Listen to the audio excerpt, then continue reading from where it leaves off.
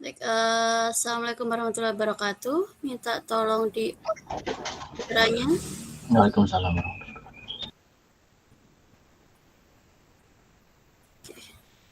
Sehat-sehat semua? Alhamdulillah Bu. Alhamdulillah, Bu. Alhamdulillah. Ada yang tidak posisi di rumah?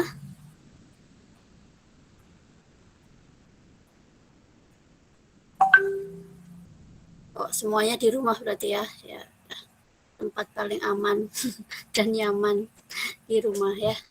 Oke, saya singgung dulu materi yang minggu lalu karena saya lontarkan beberapa pertanyaan ya di kelas itu kan, setelah Anda pelajari secara mandiri. Pertanyaannya antara lain, nah ini, apakah perbedaan dari pengenalan pola statistik dan sintaktik? Apa jawabannya?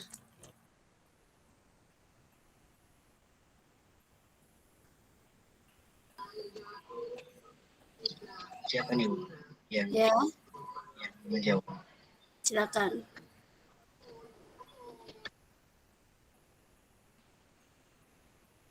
Ke-mute Johnny Bastian. Siapa Bu yang menjawab Bu? Ya, siapa ini tadi? Suaranya siapa?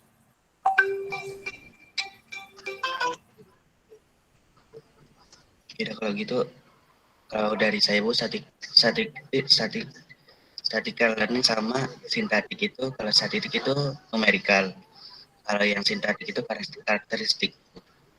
Oke, ya. Terus ada tambahan lagi dari yang lain? Perbedaan pengenalan pola statistik dan sintaktik.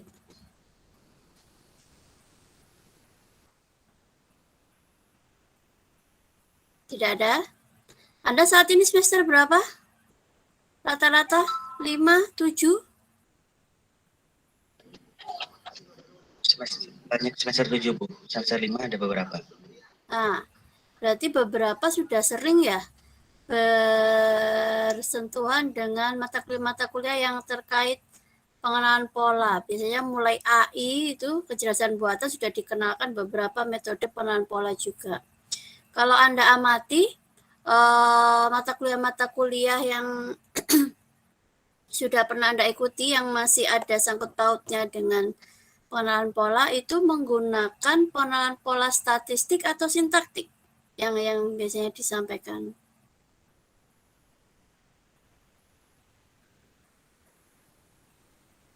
Ada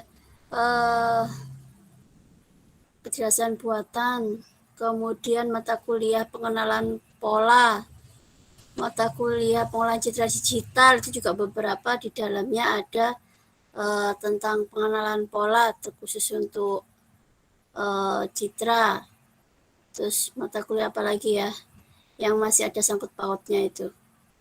Anda sudah pernah mengambil kan mata kuliah tersebut, sebagian dari mata kuliah yang saya sebutkan tadi.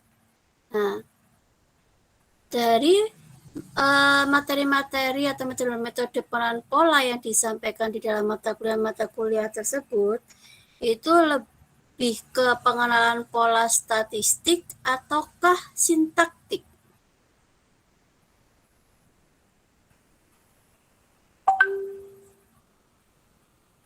Bagaimana?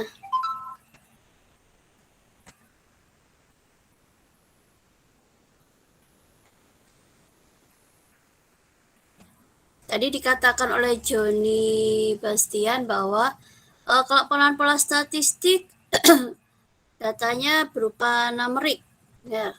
Kalau sintaktik datanya berupa karakteristik tadi.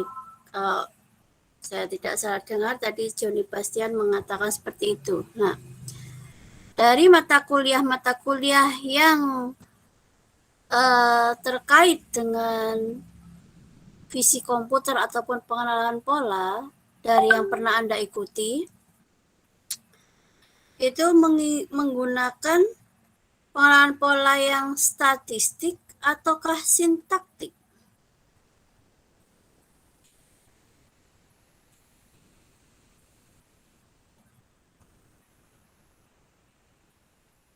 Halo? Permisi Bu, Siapa ini? kalau saya Bu Dava, Dava, di mana Dava? kalau dari saya sih mungkin nganu Bu, statistikal. Soalnya kebanyakan misalnya kalau citra juga pun diekstrak dari gambar menuju misalnya nanti jadi entropi atau apa, itu pun termasuk vektor atau apa namanya numerical parameter gitu Bu. Berarti termasuk statistikal. Ya, benar ya. Jadi memang yang diajarkan selama ini mayoritas memang yang pengenalan pola statistik karena tahapannya nanti lebih mudah lah ketika kita memprosesnya atau memasukkannya ke dalam mesin classifier atau mesin machine learning-nya ya. Itu pertanyaan nomor 1 dari minggu lalu. Kemudian pertanyaan nomor 2, apa maksud memaksimalkan jarak garis margin dengan garis fungsi diskriminan di metode SVM? Jadi kalau kita lihat gambar slide yang di metode SVM itu kan ada garis jelas, garis tegas, ya. Kemudian di samping kiri kanan garis tegas itu ada garis putus-putus, ya kan? Nah, garis tegas itu adalah yang garis fungsi diskriminan, yang garis putus-putus itu adalah garis marginnya. Nah, metode SVM itu tujuannya adalah memaksimalkan jarak antara garis diskriminan dengan garis margin. Nah, kenapa kok seperti itu? Kenapa yang dicari adalah memaksimalkan? Memaksimalkan berarti kan memperbesar ya, semakin besar jaraknya maksudnya itu. Kenapa kok bukan meminimalkan? Kenapa? Pertanyaan nomor 2 minggu lalu yang sudah Anda kerjakan. Apa jawaban Anda waktu itu?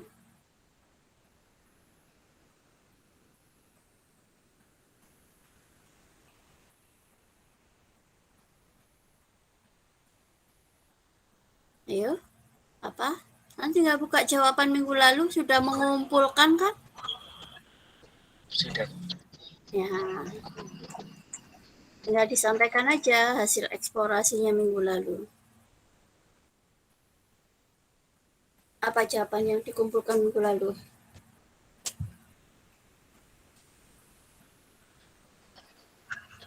Saya jawab lagi boleh Bu ya? Joni lagi, yang lain? Gantian.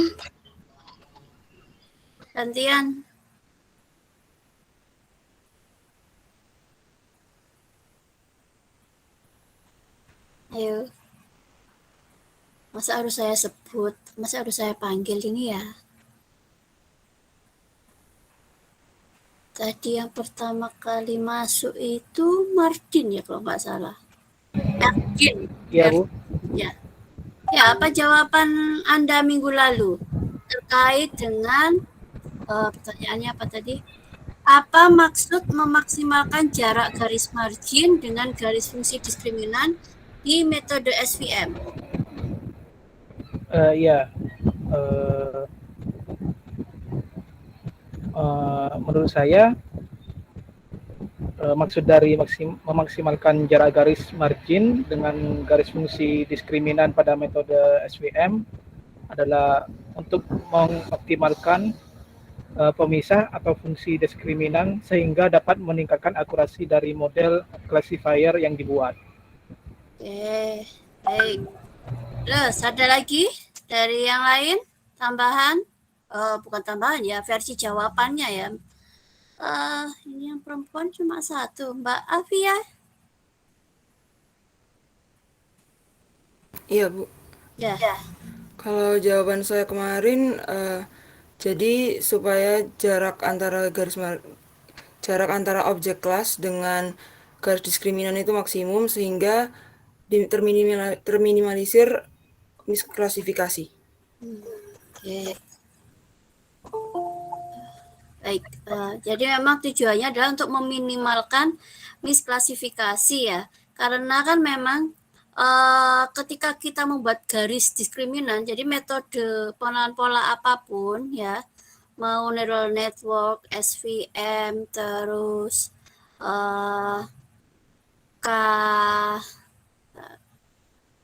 KNN, Kamins ya, dan yang lain CNN juga, itu tujuannya adalah ketika ada proses learning itu kan membentuk garis diskriminan. Garis diskriminan itu apa sih? Garis pemisah, garis batas antar kelas, ya kan? Nah, sering kalau misalkan Anda pernah membuat program yang terkait pengenalan pola, ya, itu kan kadang tidak bisa mencapai akurasi 100%, ya kan? Nah, berarti ketika membentuk garis diskriminannya itu masih menghasilkan misklasifikasi. Artinya apa? Meskipun sudah terbentuk garis batas antar kelas, ternyata ada objek yang posisinya kalau digambarkan di koordinat itu, posisi objek tersebut itu berada di area kelas lain.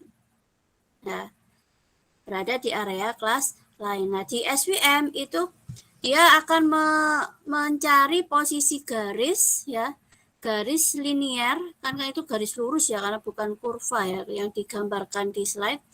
Itu yang posisinya yang sedemikian rupa sehingga jarak antara garis diskriminan dengan objek terdekat dari masing-masing kelas itu menghasilkan jarak yang maksimum. Kalau nggak salah itu ada ilustrasinya, yang posisi garis SVM-nya itu berubah arah itu ada di slide ke-12 ya. Nah, jadi ketika marginnya, garis diskriminannya itu datar, ya, datar itu jarak antara garis diskriminan dengan objek terdekat pada masing-masing kelas itu sangat kecil. Tetapi ketika garis diskriminan itu kita ubah agak mempunyai elevasi miring yang memiliki sudut kemiringan, nah itu jarak garis diskriminan dengan objek terdekat di kelas itu semakin jauh. Jadi garis margin itu diperoleh dari mana? Garis margin itu sebetulnya adalah garis lurus, ya, dari titik garis diskriminan ke titik objek yang terdekat di kelas tersebut, ya. Itu garis margin, ya. Itu jawaban nomor 2 tadi. Tujuannya benar supaya untuk meminimalkan misklasifikasi. Misklasifikasi itu apa? Error, ya. Nah, semakin kecil error, semakin kecil misklasifikasi, maka performa mesin learning-nya akan semakin bagus, ya, atau tingkat akurasinya semakin tinggi. Jadi akurasi dan error itu saling berbanding terbalik, semakin tinggi akurasi, semakin rendah error, ya. Kemudian kita lanjut ke pertanyaan ketiga. Apa kata kunci yang dapat membedakan supervised dan unsupervised learning? Pertanyaan ketiga. Apa kata kunci yang dapat membedakan supervised dan unsupervised learning? Atau intinya gini, ketika ada yang menanyakan apa itu supervised dan apa itu unsupervised, Anda akan menata suatu kalimat, ya. Tetapi penataan kalimat itu kan berdasarkan kata kunci utamanya apa nih. Jadi bukan hafalan maksudnya, ya. Kuncinya apa untuk bisa membedakan antara yang pembelajaran supervised dan unsupervised? Ayo, siapa yang mau mencoba menyampaikan jawabannya? Oke, silakan. Kalau yang supervised itu datanya berlabel atau sudah ditandai kelasnya. Tapi kalau unsupervised, datanya tadi belum diketahui kelasnya atau labelnya. Oke, kemudian ada tambahan dari mahasiswa teman yang lain? Jadi tadi dikatakan oleh Muhammad, siapa ini kepanjangannya, Mas? Muhammad E-nya apa ini? Eko, Bu. Eko, ya. Kalau supervise itu datanya dilabeli, ada labelnya, ya. Jadi anggaplah fitur kemudian ketahuan. Jadi label itu kelasnya, ya. Label itu kelasnya. Fitur rangkaian fitur data pertama ini nanti masuk ke kelas A misalkan, terus data fitur kedua masuk kelas B. Jadi label itu adalah informasi kelasnya, ya. Setiap data training maupun data testing itu sudah diketahui kelasnya ketika masuk ke dalam machine learning. Nah, ada lagi tambahan pendapat jawaban lain? Rifki Ahmad? Ya, kalau saya kemarin menjawabnya ya terletak pada penentuan kelasnya, Bu. Yang supervised learning itu biasanya sudah ada labelnya, kalau unsupervised belum ada labelnya. Seperti itu sih. Oke. Kapan label ini di luar 5 pertanyaannya minggu lalu ya. Tadi memang benar ketika yang supervised learning itu memang kita membutuhkan informasi label atau informasi kelas dari data yang diinputkan, ya kan? Kemudian tadi disampaikan intinya tadi sama antara Muhammad Eko dan Rifki bahwa yang supervised itu perlu informasi label kelas, sedangkan yang unsupervised membutuhkan informasi label kelas. Nah, machine learning itu kan ada 2 tahapan, training dan testing, ya kan? Ya, jadi training dan testing. Nah, dikatakan supervised dan unsupervised ini pembedanya tadi kan ada tidaknya informasi kelas. Nah, yang saya tanyakan, hal itu ada tidaknya kelas tadi itu dibutuhkan ketika training atau ketika testing. Kan tadi perbedaan supervised itu, kalau supervised ada informasi label, unsupervised tidak ada informasi label kelas. Nah, di situ ketika kita masuk ke dalam machine learning ada tahapan training dan testing. Nah, kapan proses supervised dan unsupervised itu terjadi? Apakah di tahapan training ataukah di tahapan testing atau di tahapan training dan testing?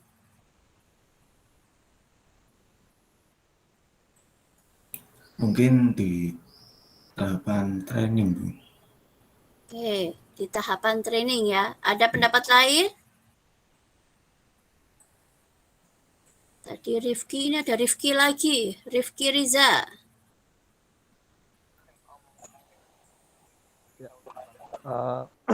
Ini kalau menurut saya bisa dari pada saat testing. Soalnya kelasnya diketahuinya bisa digunakan untuk mengecek apakah pada saat testing benar atau salah. Gitu. Berarti di tahapan testing itu perlu diketahui label ya? Iya. Untuk yang metode yang menggunakan supervised dan unsupervised, pada tahapan testing butuh informasi label enggak? Kan tadi dikatakan Rifki Riza untuk mengetahui apa tadi ya, benar atau tidaknya gitu ya, benar atau tidaknya mesin learningnya melakukan pengenalan objek. Nah, jadi kalau yang tadi jawaban yang pertanyaan sebelumnya yang saya tanyakan bahwa supervised unsupervised learning itu dilakukan di tahapan training ya, di tahapan training. Jadi kalau kita di metode supervised learning, mesin akan belajar dengan mencocokkan ya. Mesin akan belajar itu berarti kan proses ya, tidak satu kali jalan. Dengan mencocokkan hasil luaran mesin dengan target atau dengan label tadi dibandingkan. Kalau memang belum bagus atau masih menghasilkan error yang besar, maka mesin akan belajar lagi. Ya, itu kalau kita ke yang supervised learning ya. Tapi kalau unsupervised learning, dia tidak membutuhkan informasi label ketika menjadikan mesinnya pintar ya. Ketika menjadikan mesinnya pintar, itu tidak memerlukan labeling, tapi dia menggunakan data-data yang terkait dengan fitur itu tadi ya, terkait dengan fitur. Nah, biasanya yang unsupervised learning itu biasanya menggunakan metode-metode yang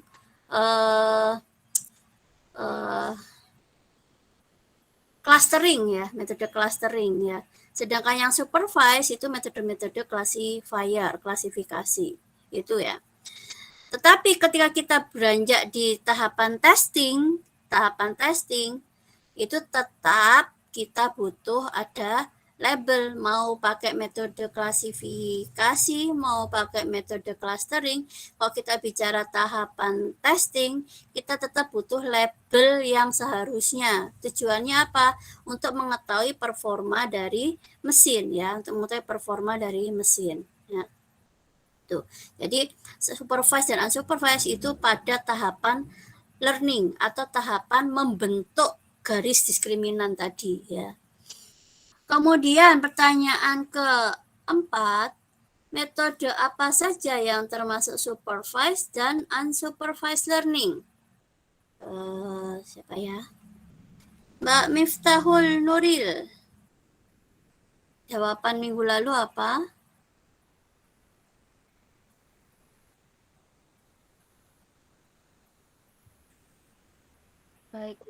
Baik Bu. Jawaban saya minggu lalu untuk metode supervised learning itu ada regresi linear berganda, terus Naive Bayes classifier, decision tree, dan analisis deret waktu. Dan untuk metode unsupervised learning itu ada K-means, DBS scan, fuzzy C-means. Sudah. Tuh banyak ya. Beberapa mungkin sudah pernah didengar dan beberapa mungkin ada yang belum pernah mendengar ya. Kemudian saya mau tambahan lagi tentang variasi metode supervised unsupervised, perempuan lagi aja. Helna. Iya Bu. Ya. Untuk yang supervised, saya ada Naive Bayes, SVM sama ANN. Untuk yang unsupervised ada K-means, hierarchical clustering sama fuzzy chainings. Terus satu lagi, perempuan lagi siapa ini? Susi Rahmawati. Iya, baik Bu. Kalau saya metode supervised learning yang pertama decision tree, nearest neighbor classifier, Naive Bayes classifier, artificial network network, supervisor machine, fuzzy Kinner's neighbor. Yang unsupervised learning yaitu K-means, hierarchical clustering, DBS scan, fuzzy K-means, dan self-organizing map. Itu ada 6 sama 5. Ya. Tadi yang terakhir self-organizing map itu masih di kelompoknya neural network ya. Kalau Anda belajar tentang SOM ya, itu biasanya ada di buku-buku neural network. Oke, itu sudah cukup banyak metode yang termasuk supervised dan unsupervised. Dan pertanyaan terakhir, metode final project kelompok ya, kelompok Anda itu termasuk yang supervised ataukah yang termasuk supervised unsupervised, dan apakah termasuk yang statistikal dan atau sintaktik? Jadi ada dua jawaban ya, supervised unsupervised, statistikal dan sintaktik. Mungkin bisa disampaikan nama metodenya apa ya. Nama metodenya apa dulu, terus kemudian apakah supervised unsupervised, kemudian apakah statistikal dan sintaktik. Ya, kelompok perwakilan kelompok 1 mana ya? Kelompok ya.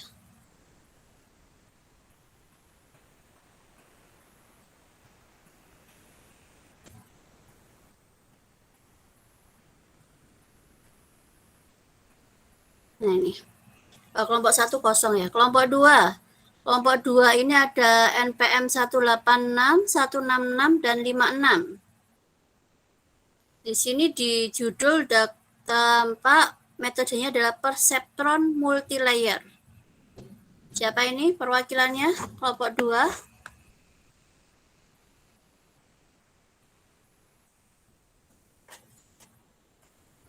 Halo.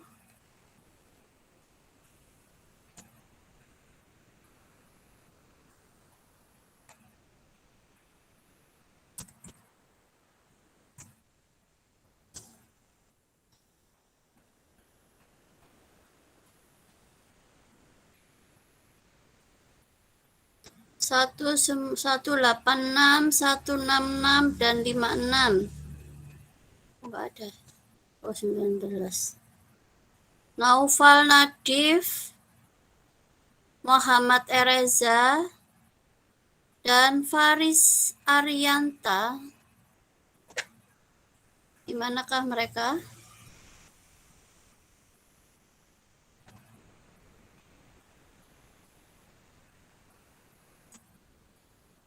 Tidak ada ya semuanya ya.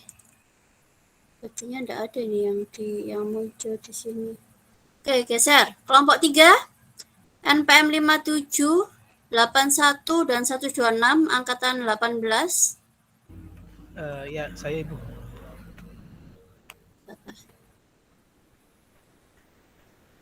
Ya, Merdin ya. Ya Ibu. Oke. Metodenya Metode dari paper kelompok kami adalah KNN, K-Nearest Neighbor, di mana metode tersebut termasuk supervised learning dan termasuk syntactic classifier. kenapa masuk ke syntactic classifier? Ya, karena pada metode tersebut fitur yang diambil itu adalah roundness dan eccentricity, alias kebulatan dan keunikan. Jadi yang mana kedua itu termasuk fitur bentuk. Jadi termasuk menurut saya termasuk ke sintaktik. Oke.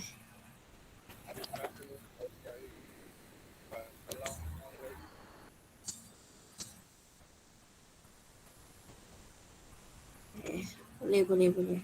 Masuk akal ya. Alasannya boleh.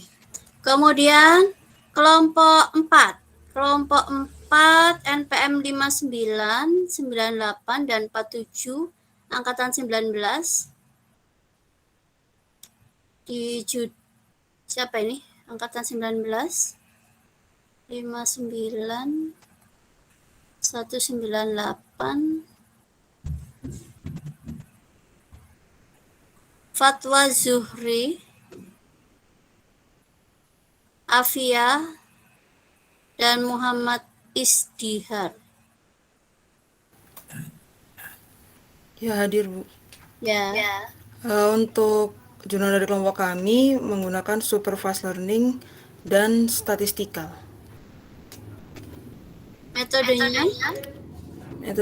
Metodenya template matching.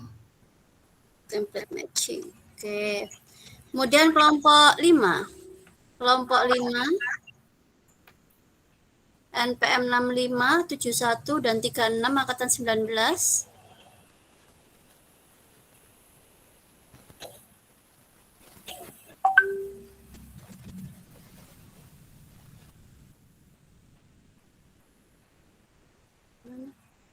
Enam lima tujuh satu tiga enam Muhammad Yanuar, Arif Widiasan dan Joni Bastian.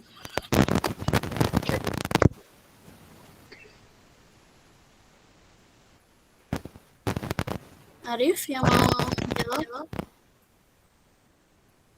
Tidak terdengar Arif suaranya.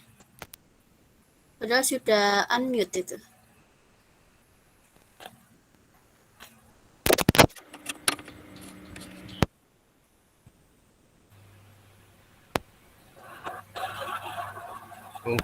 Mungkin bisa tak jawab, Arif?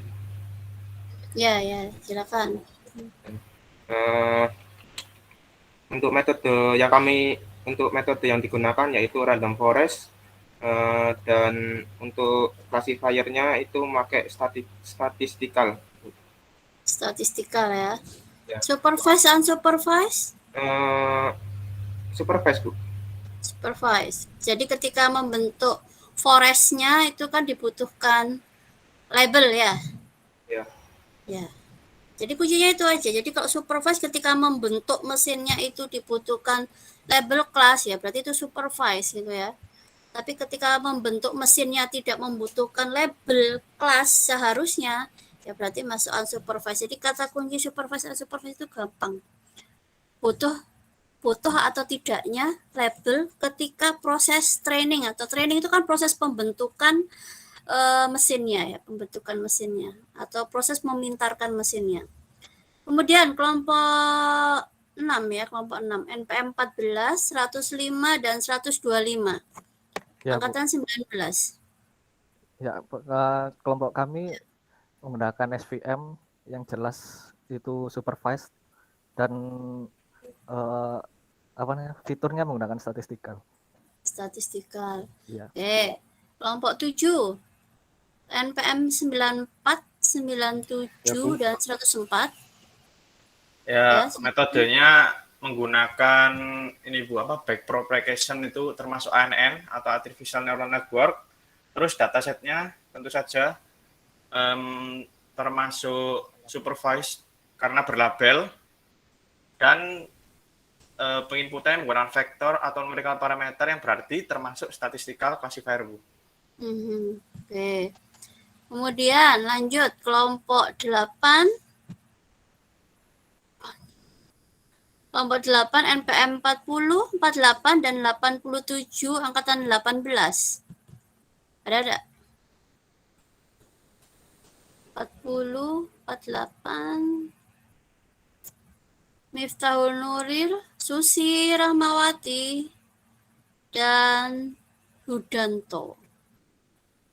Tadi mana Susi? Susi ada nih. Iya, Bu. Kelompok kami menggunakan metode supervised learning dan pola statistik classifier, di mana paper kami itu menggunakan pengenalan karakter atau OCR. Supervised atau unsupervised? Supervised. Kemudian Pengenalan statistikal atau sintaktik? Statistikal. Oke, lanjut kelompok statistik maksudnya. Maksudnya statistik. Nah ya, statistik ya. Ya. Kelompok 9 NPM 131, 152 dan 75.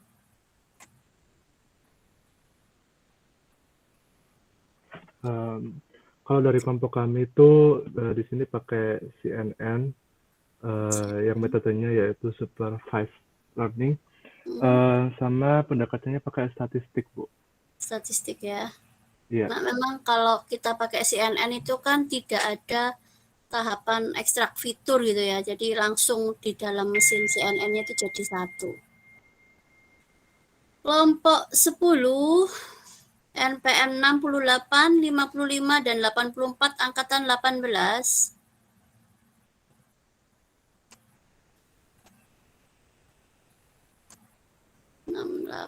Elang Eka, kayaknya tadi ada.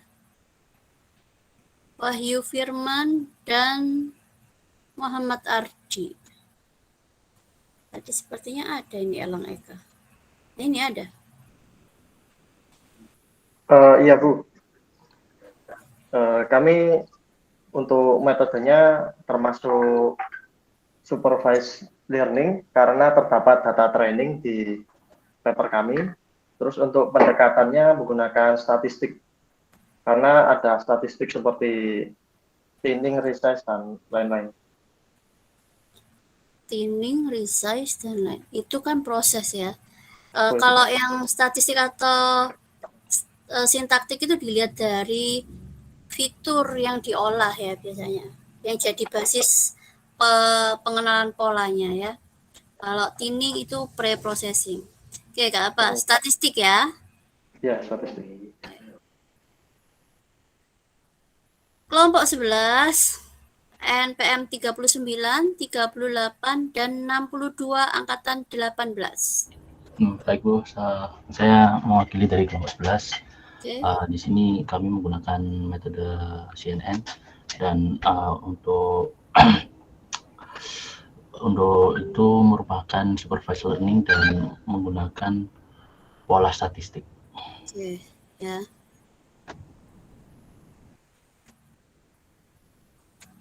Lanjut kelompok 12 NPM 147 dan 154 angkatan 19.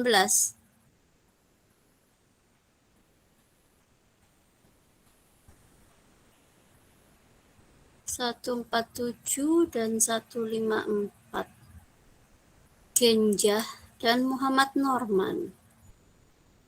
Muhammad Norman ada nggak ya?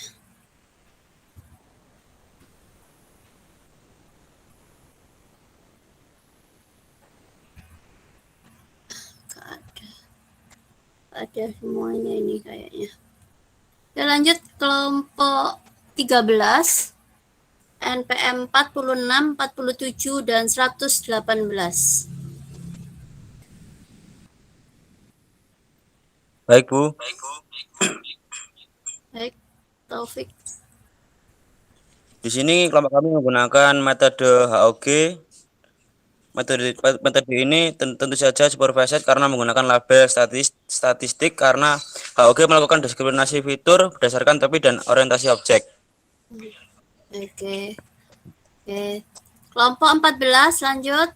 NPM 91, 99, dan 105.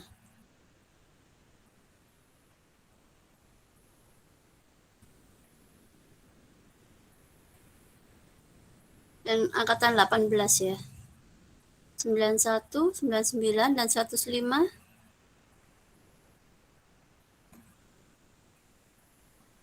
Muhammad Faris kayaknya ada tadi. Trisna dan Kevin.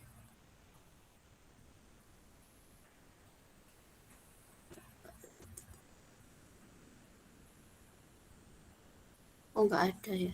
Kevin ada nih, Kevin. Kevin. Ya, permisi Bu. Ya. Untuk metode kami memakai supervised learning karena kami memakai OCR yang termasuk di nearest neckboard dan kita pakai statistikal Bu. OCR atau backprop? Backprop Bu, sorry. Ya. Lanjut kelompok 15, NPM 151, 95, dan 74. Angkatan 18 ya. Ya, kelompok 14. Kelompok berapa tadi terakhir? 15. NPM 151, 95, dan 74. Rifki, Muhammad Rizal, dan Afail. Ada tadi kayaknya.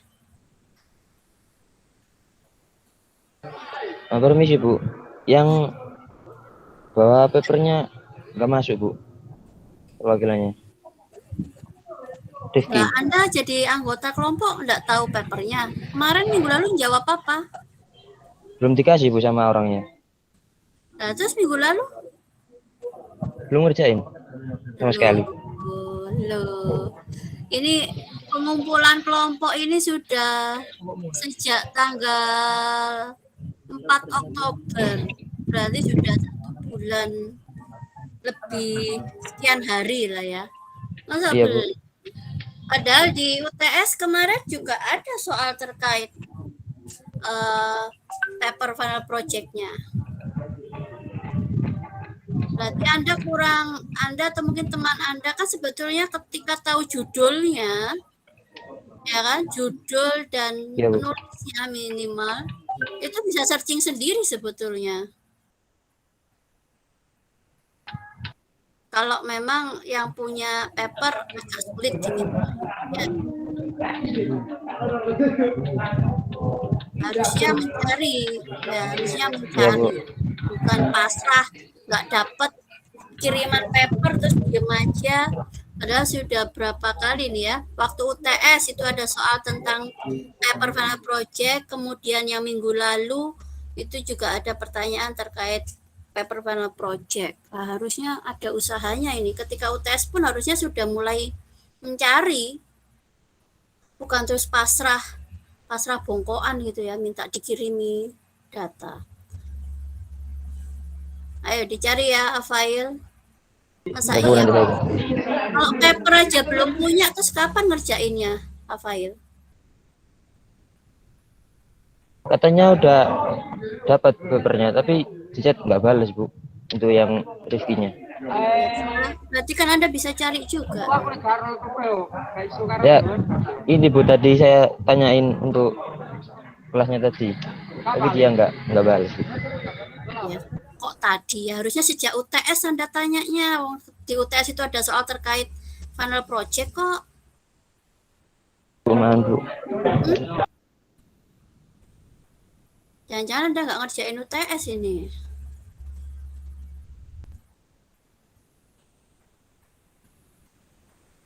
Oh, ini loh. Gambarkan alur metodologi mulai input sampai output paper. Ya. Ayo. Dicari itu papernya. Asal judulnya nulisnya lengkap, insya Allah dapat itu di Google Scholar. Ya. Lanjut kelompok terakhir 16. NPM 100, 71, dan 109, angkatan 18.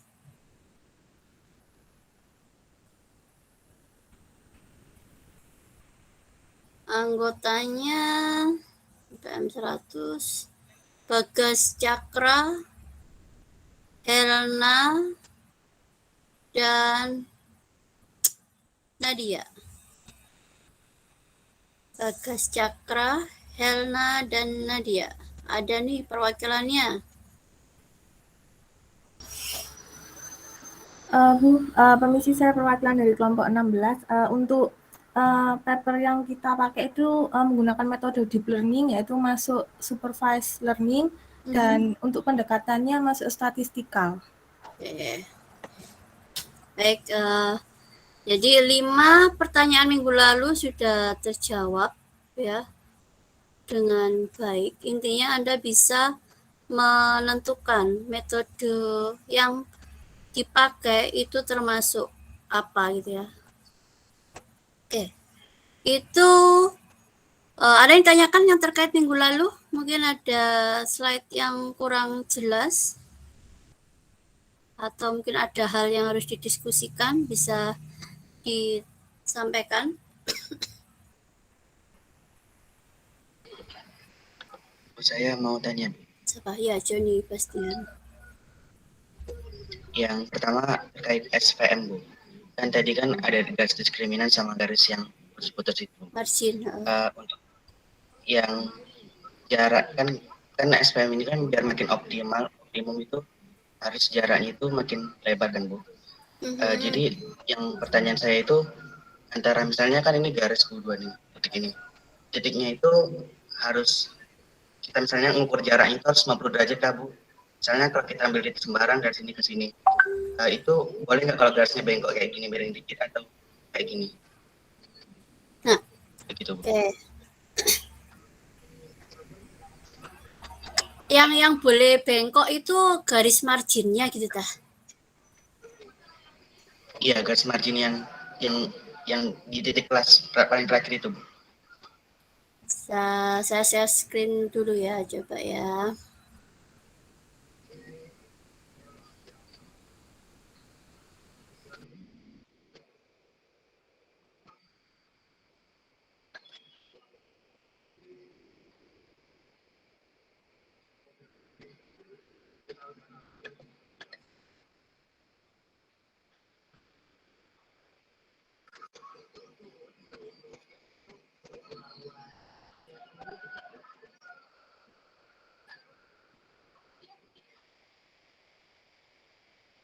Ini sejajar ya, antara garis diskriminan dengan garis margin itu sejajar. Ya.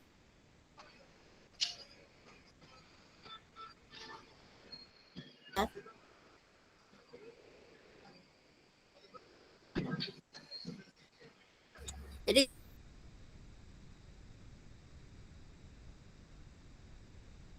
kalau kita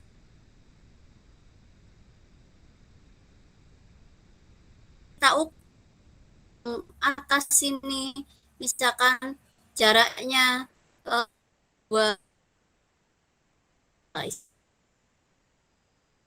dekat objek ya dari tiap kelas. Jadi kalau kita lihat kelas segitiga dari yang gambar A ya, kelas segitiga dengan kelas bintang. Nah, garis margin itu berimpit.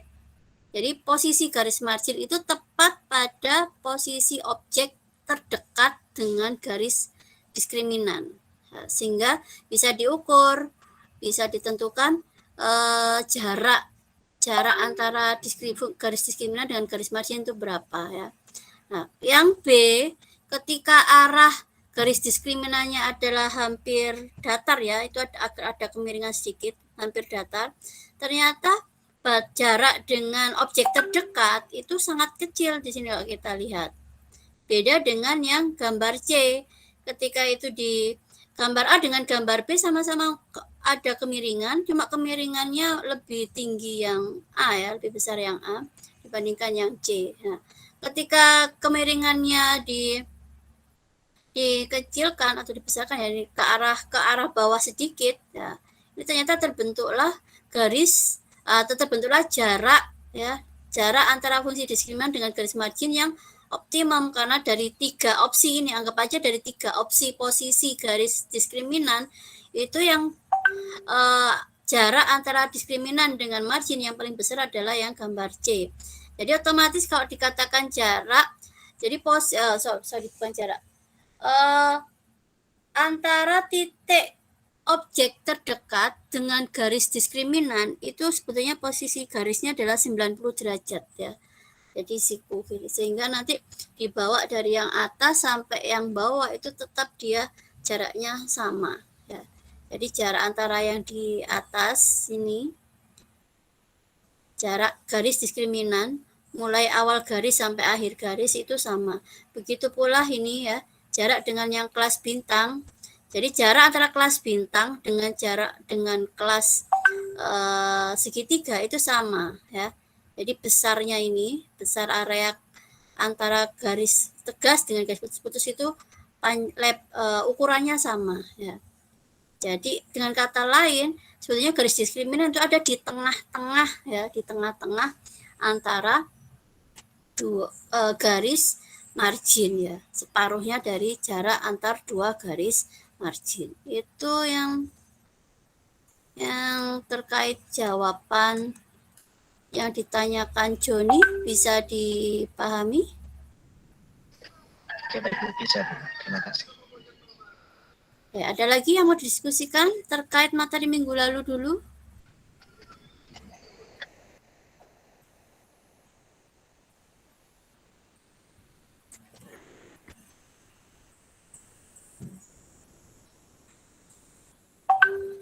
Sudah? Tidak ada? Oke, saya lupa ya.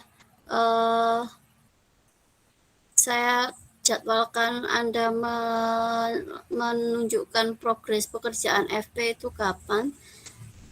Seingat saya pernah sampaikan, cuma saya lupa di pertemuan keberapa saya menyampaikan itu. Jadi saya reschedule saja. Kita hari ini adalah pertemuan kedua ya setelah UTS. Nanti kita laporan progres itu 2 minggu setelah hari ini ya, berarti tanggal 22 ya, minggu keempat, pertemuan keempat setelah UTS, tanggal 22 November ya, plus nanti perkembangannya kita lihat setiap 2 minggu ya, jadi tanggal 22 November, kemudian 6 Desember itu berarti minggu ke-6 perkuliahan, terus sama UAS ya. Jadi 3 kali pelaporan pekerjaan dari pengerjaan final project setiap 2 minggu sekali ya, mulai tanggal 22 November ya, 22 November. Itu tolong dipersiapkan perkembangannya ya. Untuk yang sebelum UAS, ketika masa perkuliahan cukup presentasi progresnya tanpa mengumpulkan laporan, maksud saya. Nah, ketika UAS nanti itu baru plus laporan ya.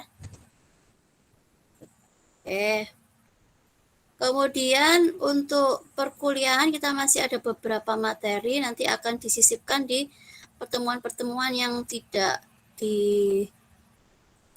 untuk presentasi final project ya. Semoga waktu efektif presentasi itu kan 2 jam ya. 2 jam, kan perkuliahannya kan 2,5 jam. Kemudian efektifnya ya maksimum biasanya 2 jam, dikurangi persiapan biasanya ya. 2 jam ini pun biasanya per kelompok kurang lebih ya semoga progresnya itu cukup banyak yang bisa disampaikan, itu saya semakin suka. Biasanya sih range waktunya 15 sampai 20 menit, yang berarti kan dalam satu kali pertemuan tidak bisa semua tampil untuk presentasi ya kan, karena tadi jumlah kelompoknya ada 16 kelompok. Nah berarti yang tampil presentasi adalah untuk yang progres 1 dan 2 terutama itu adalah perwakilan ya, diusahakan nanti separuh itu, kalau 16 berarti ada 8 kelompok, semoga cepat dilakukan progresnya sehingga kelompok yang lain ada kesempatan gitu ya. Jadi mungkin kelompok 8 kelompok, bukan 8 ya, 15, jadi yang kelompok 1 kosong. Di tanggal 22 itu separuh dari total kelompok 15, tak tahu kelompok berapa, saya random nanti ya. Kemudian kelompok yang tidak tanggal yang berikutnya tanggal 6 itu juga random, bisa jadi kelompok yang sudah menyampaikan presentasi tanggal 22 atau juga yang belum menampilkan presentasinya pada tanggal 22 ya. Jadi full random 20 tanggal 22 November dan 6 Desember nanti full random. Bisa ada yang dapat kesempatan 2 kali, ada yang dapat kesempatan 1 kali, ada yang mungkin 0 kali ya. Nah, itu ya. Saya random, sifatnya separuh penawaran, siapa yang mau melakukan progres ya, 4. Jadi kan kurang lebih kan 1 kali presentasi itu kan 8 kelompok tadi ya, karena 15, 8 sama 7. Separuh dari 8 itu saya sifatnya tawarkan, separuhnya lagi penunjukan ya.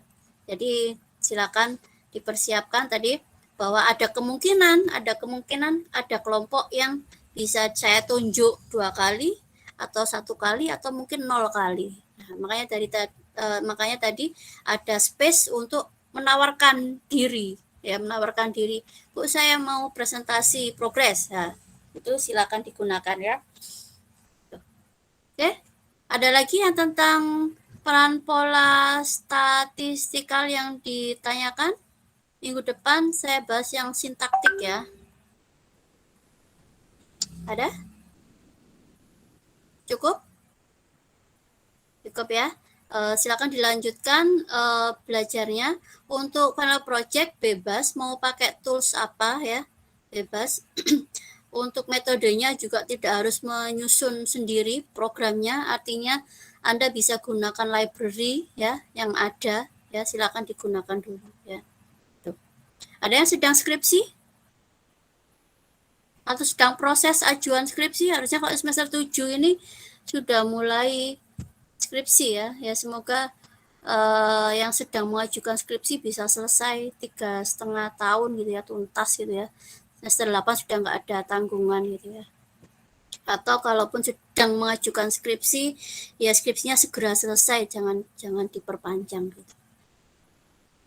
Oke, kalau gitu saya akhiri dulu pertemuan hari ini. Terima kasih. Wassalamualaikum warahmatullahi wabarakatuh. Selamat siang. Waalaikumsalam warahmatullahi wabarakatuh. Waalaikumsalam warahmatullahi wabarakatuh. Waalaikumsalam